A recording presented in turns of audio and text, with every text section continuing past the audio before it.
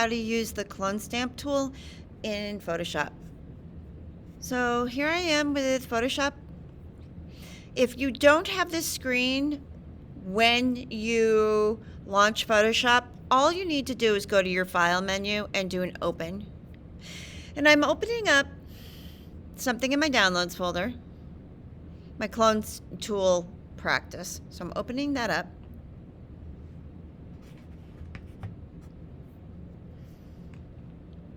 And there we go. It's a background image, and notice that I have the lock button. It's locked, so I'm just going to click that to unlock this layer.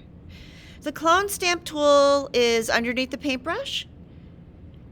It allows you to sample or copy some pixels from one area of an image and paste them somewhere else. So, here we go. Notice it is a brush tool. So when I go to my control panel at the top here, I can change its size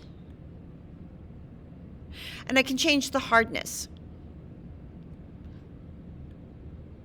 Let's see. So when I have a brush that's set at 100% hardness, you'll see what it looks like. It makes very distinct edges. So this is the way it works. I take my clone stamp tool and I hold down the Option key on the Mac or the Alt key on the Chromebooks, and I click to set my sampling area, my copying area. Notice when I'm holding that key down, I get a target instead of a brush out of my tool. Then I move the tool over and I click. I'm going to hold my mouse down so you can see that. When I'm clicking, you can see that the sampling area stays the same. It's that spot that I clicked on with my Alt or my Option key held down. Now notice, because I used the brush set with a hardness at 100%, the edges are super defined. So I'm going to do an edit menu undo, which is a Command Z, excuse me.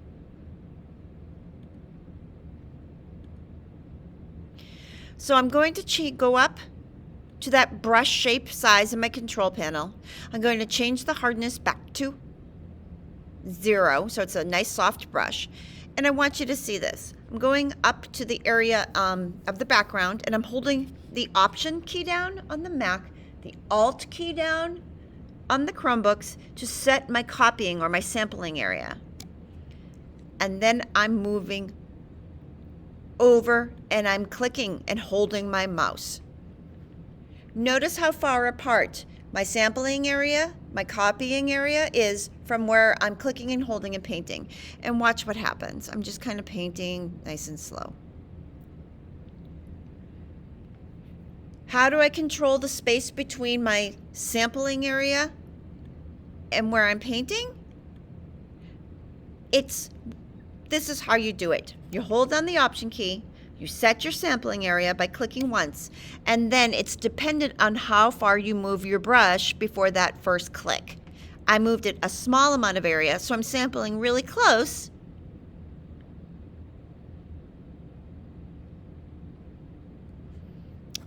Up here, I'm going to hold that Option or Alt key down and click, moving the mouse kind of far apart, and then starting to paint.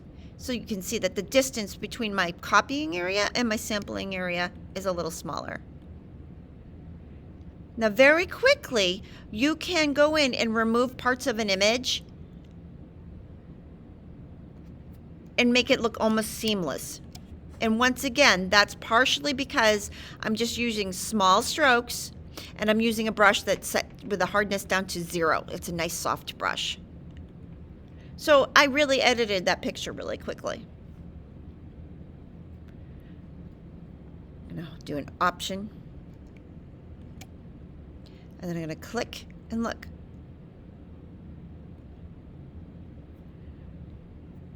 You can zoom in. Command plus on the Mac will zoom me in. The Command key plus the plus symbol. I'm going to make my brush size smaller.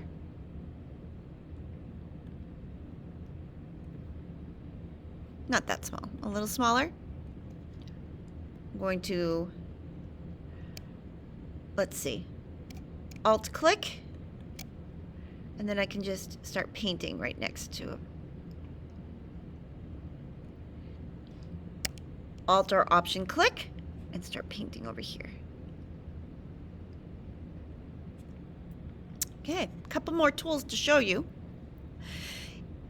If you move down from the clone stamp tool to this water droplet, that's the blur tool. If I click and hold that button,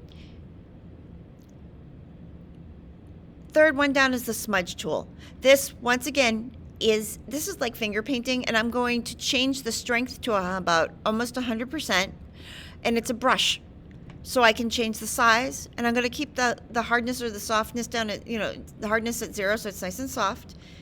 Command minus on the keyboard to zoom out, and then let's make that brush size a little bigger, and watch. I can start editing this really. Whoops, look what I can do.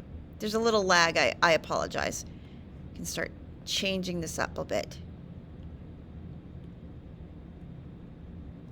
Maybe I'll make my brush a little bigger.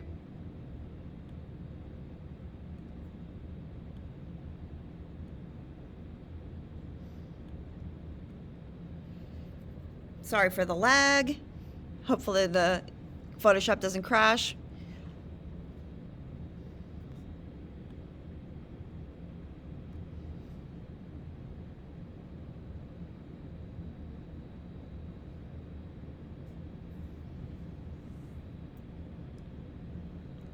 So, using these two tools, the smudge tool and the clone stamp tool, I want you to try to change up this picture and make it look crazy, like a Halloween kind of a crazy dude or monster, okay? So go ahead and practice that, and thanks for watching.